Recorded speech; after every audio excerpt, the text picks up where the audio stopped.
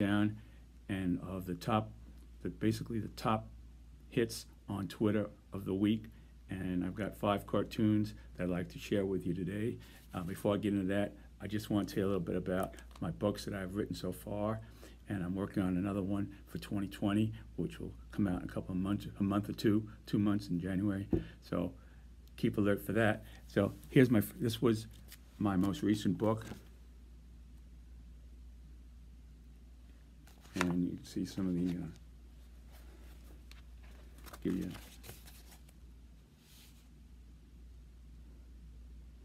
it's Kellyanne Conway. Anyway, that was my most recent book, and this is the one for the January to June edition of 2019. And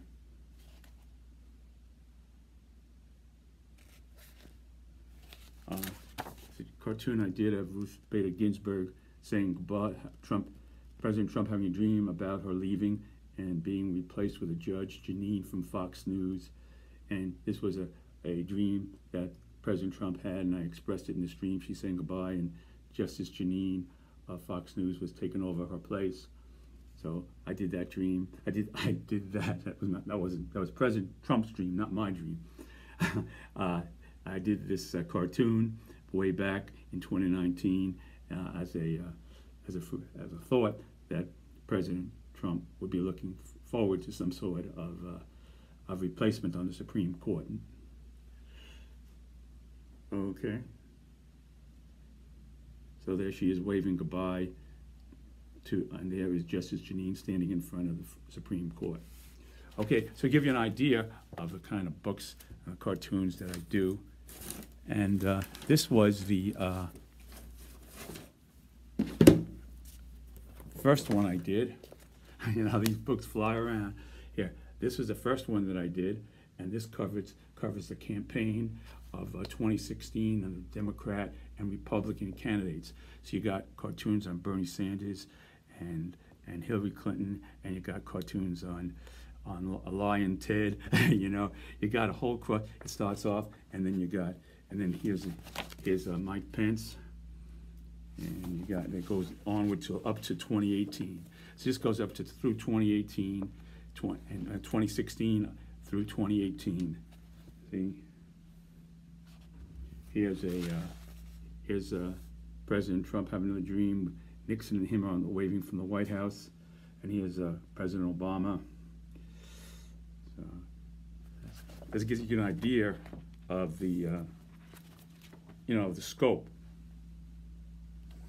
Okay, and then we got here we have Putin and his President Trump. Then we go back to the beginning. Here's some Hillary Clinton.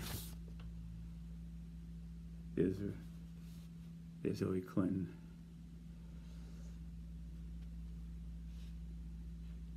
There's Mr. Believable Walter Cronkite coming back to meet with President Trump.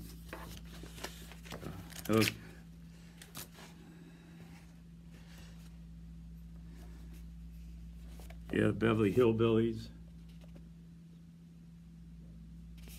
with President Trump.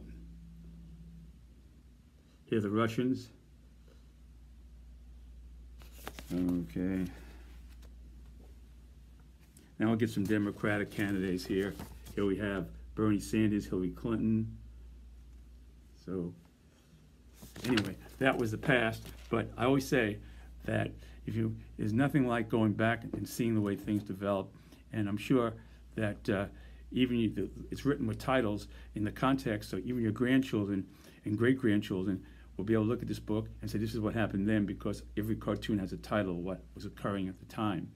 So it's not like it's something strange or fictional. It's there, and it's like a time record. It's a recording of the past, more than just a cartoon. It's a recording of the past because it's documented by what was happening at that time period, and everything was dated, and everything like that to the context of how that cartoon was created in. Okay, so let's get to the top 5 cartoons of the week. This is top 5 cartoons that I write off the press, right off my desk. Okay, here's President Trump as immune man, taking on the role of immune man, since he now declares himself immune from the coronavirus, since he's taken those drug cocktails that he took, and he's now immune. And here he is taking off for Florida from the White House. There he is, immune man. There he goes, faster, more powerful than a locomotive, you know, able to leap tall buildings at a single bound. Oh, it's a bird, it's a plane. No, it's immune man who's come to Florida with superpowers that he cannot get the coronavirus from anybody, no matter what. There he goes. There he goes. There he goes. There he goes. Now, leaving the White House in the background here, he's taking off. Okay, that's a dream that he had, by the way. This is a fantastic dream that I had here. Okay, now this is really up to date. This is Amy Coney Barrett. She's being questioned. The other day she was questioned for her Supreme Court nomination. She was at the hearing, Amy Coney, during her Senate confirmation hearing. Okay. So the question came up during her refused to answer by the president. Okay, the question was, how would she react to this president? Does she feel that President Trump would have, as president, the right to pardon himself for any crime, no matter what, to the nth degree? Does he have that right? Does a president have a right to pardon himself? So here's how she answered the question. And here's President Trump in the Oval Office. You see, he's in the Oval Office watching his nominee, Amy Coney Barrett, be answering the question. And there's President Trump looking at the screen there, looking at the flat screen. Okay, and her response was, Amy Coney Barrett's response was, that question may or may not arise, but it's one that calls for legal analysis. In the U.S., no one is above the law. Well, it turns out the Constitution is not clear on how far a presidential pardon can go, what the powers of the presidential pardoning are. So it doesn't say that in the Constitution specifically that a president cannot pardon himself, nor does it say that he cannot. So it's up to interpretation, and it would depend, like you said, who's on the Supreme Court at the time. You know, that's the way it goes. So, and President Trump in the past has tweeted that he has the absolute right to pardon himself. As president, President Trump feels he has the right to pardon himself because he is the supreme executive, and he even as reigning supreme executive, he is the law, and using the law, he can use the law to pardon himself. So that's basically his reasoning. He's the head of the executive branch of government, sits right on top there in the hierarchy. He's above the Attorney General. He's way up there. He is the law. That's his philosophy. So as the law, he can pardon himself. So that's his theory. And then his response here is, watching Amy Coney Barrett, Amy Coney. I don't want to get mixed up with the FBI. Comey, get President Trump really pissed off, saying Comey instead of Coney. I don't want to do that, but it's Coney, not Comey, because Comey is another story with the FBI man. So anyway, so here we go. That's it. Okay, that's it. I can pardon myself. The Constitution lets me do whatever I want as president. It's in the law. My authority is total. Okay, so this is the kind of verbiage that the president has expressed in the past, and watching his nominee up there, she has not said no. She has not said it's not unconstitutional, which is the key word here. It's not unconstitutional because it's not in the Constitution. So President Trump is going the extra mile here, but you know that's President Trump's way of doing things or saying things anyway. So here we go. That's that. there she is. There's President Trump giving thumbs up. Okay. Okay, now, this is just, I want to get to this one here first. We'll bring up Rudy here. Here's Rudy. Okay. Trump, Pence, there he is. Rudy Giuliani campaigning for Trump on Monday in a packed Philadelphia office space in an Italians for Trump rally, falsely claims people don't die of COVID-19 anymore. And the 1/10% statistic Giuliani might have forgotten about. So I threw in, made up a statistics, basically added on to him something he might have thought of, said if he had thought of it, you know. So I kind of injected a little humor here, a little, perhaps not humor, perhaps he would have said this, who knows. But anyway, it goes along with his thinking here. So here's Rudy at Trump, Pence, Make America Great Again rally with Italian Americans in Philadelphia in a packed hallway, in a packed office room. There he is, there's Rudy. Okay, people don't die of this disease anymore. This is what this is word for word. Young people don't die at all. Middle-aged people die very little, and even elderly people have a 1% chance of dying. And very elderly, over 90, have this is kind of injected, okay? And very elderly, over 90, have a 1/10% of dying. So this is my 1/10 statistic Giuliani might have said that he didn't say, but I'm kind of injecting it, okay? So 1/10% of dying because they are only one hot pastrami sandwich away from death anyway. So they're on there, they're going to die soon after 90, and so they're only one hot pastrami sandwich away from dying, you know, because a lot of grease and a lot of fats in that. One hot pastrami sandwich, here's a bottle of Coke, and so that's what he's saying basically. So it don't really matter, you know, they're going to die anyway. So that's that one. Okay, now here is, you recognize him? That's President Trump's Attorney General Barr. Here he is, William Barr, Attorney General William P. Barr. Okay, and here's President Trump watching him up there. In the background over his head is the Justice Department. Okay, the symbol of American justice there. Okay, now here he goes. Trump conceivable reaction, watching his Attorney General William Barr saying there will be no Durham report before the election. That the Durham report was basically the investigators investigating the investigators. So President Trump had kind of encouraged, to say the least, his Attorney General to spark an investigation against the people who originally brought forth, who he thought he doesn't even, who he thinks sparked the investigation, the Russian investigation into him, into his administration. So, pertaining to investigate whether Obama administration officials improperly requested the unmasking or revealing of names of individuals during the 2016 election involved with the Trump campaign, the investigation concluding without finding any evidence of serious wrongdoing. So after all these millions of dollars, I suppose, that were spent, they're right back from where they started from, which is no place, because there was nothing established that showed that President Obama, former President Obama, former Vice President Biden, or Hillary Clinton were found to do any wrongdoing with respect to this investigation that was sparked by the Attorney General.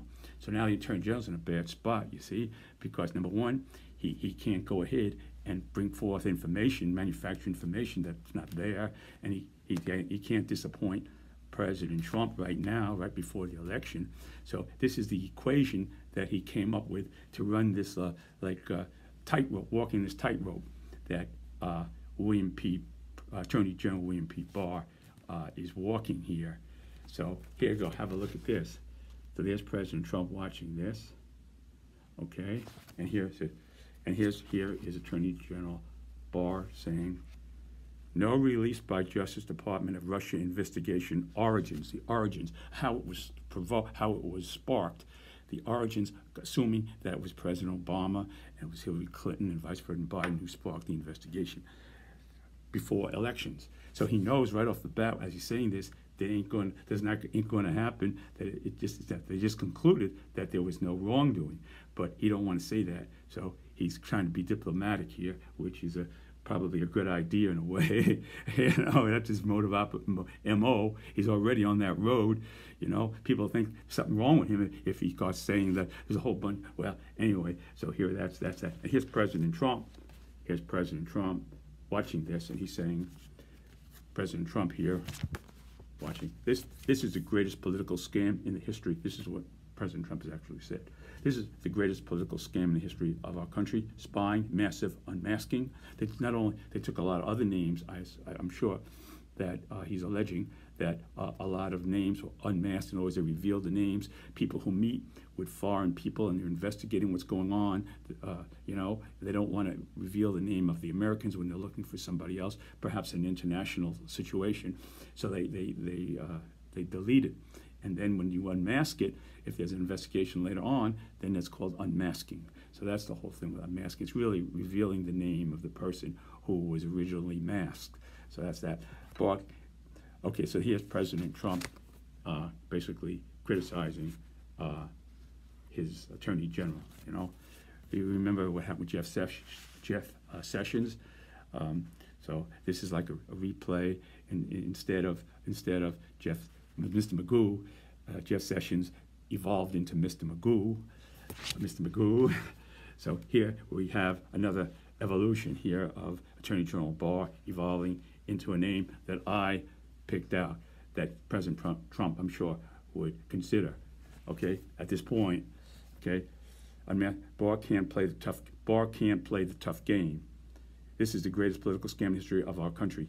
Spying, massive unmasking. Barr can't play the tough game. His name, Mr. Whipple. Remember Mr. Whipple in those toilet paper commercials with squeezably sauce? He squeezed the soft paper. Well, that's his new name, Mr. Whipple, and Mr. Whipple soft toilet paper. And then he's waving goodbye to Mr. Whipple. They asked President Trump if he'd be on for the second term, if the president were to be reelected. And he said, well, we'll see what happens. When President Trump says, we'll see what happens, something's happening. So there you go with that. So that was Attorney General Barr, President Trump watching Attorney General Barr giving his explanation of what was going on. Okay, so that was that.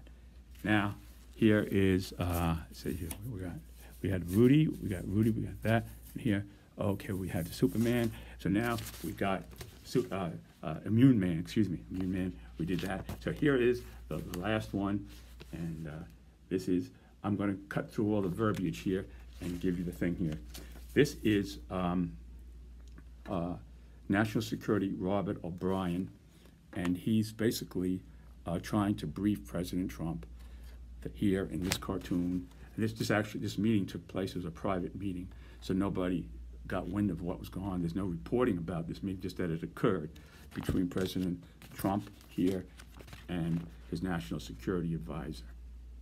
Okay, now what's going on here is he's trying to brief the president on the fact that Rudy Giuliani over in the Ukraine has been compromised by the fact that the people that he's getting his information from on the Bidens are basically connected to Russian intelligence.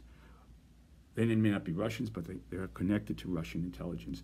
And so this is being fed, all this stuff that he's getting is being fed, has its origin in Russian intelligence, and they're giving it to this middleman who's spoon-feeding Rudy Giuliani. And the idea was to take it back to President Trump and get the all-American people excited, this and that, and create chaos, or whatever you want to call it, So that was the whole scheme of that thing. That's what it's reported, I mean, you just got to listen to it and make your own conclusions. As I always tell you, folks, I give you the joke, I give you the facts as I hear them, make up the joke, and you decide. I ain't trying to make you think or vote either way, You just decide. So anyway, so what happened here is this is a conversation that went on, and so now he's trying to brief President Trump on the situation and what's going on there with the Ukraine and the Biden situation, that they're trying to say that the Bidens were corrupt and they did corrupt things with this company that Joe Biden's son had been working for and being paid a lot of money. I would have taken, I don't even know if I would have taken that job, even myself. I mean, I'm just saying, I mean, he was paying a lot of money, but, that's, we're not here to judge Biden. We're not here to judge Trump. I'm here to give you the facts and you decide. So anyway, so here it goes. So here's the meeting that they had. He's again trying to apprise President Trump of the situation, that he shouldn't, to everything that Rudy says basically about the Ukraine and the intelligence there with the Bidens, he should take with a grain of salt. President Trump, take this with a grain of salt, less than a grain of salt, because it's manufactured by coming from the Russians. We have documentation, we have this and that, So anyway, so here's how it goes. So here's President Trump. Here's President Trump in the Oval Office, there, and he says, "Hi, Bob. I just got some fantastic stuff on the Bidens from Rudy. What's up?" So he must, this is just all stuff, hypothetical that I've kind of just grabbed at, okay? And then he says, and this is OBrien, his national security advisor, and he's saying, "Mr. President, if it's any information out of Ukraine, our intelligence has reports Rudy is being spoon-fed misinformation from Russian intelligence for you to be the recipient of, for you to receive this information. So they're doing this for you. They're basically spoon-feeding you, and Rudy's being spoon-fed, and Rudy in turn is spoon-feeding you this information directly sourced from the Russians. So then here's President Trump. Here's his response.